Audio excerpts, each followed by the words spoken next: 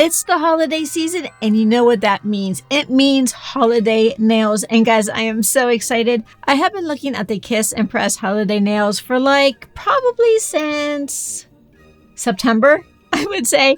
And I knew exactly which ones I wanted.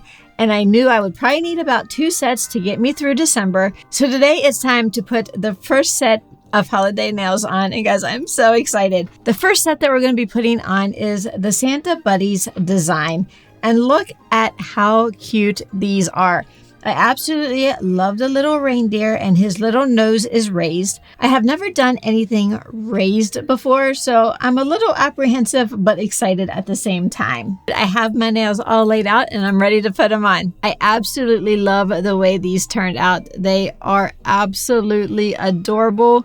I think my favorite has to be Rudolph with his red nose.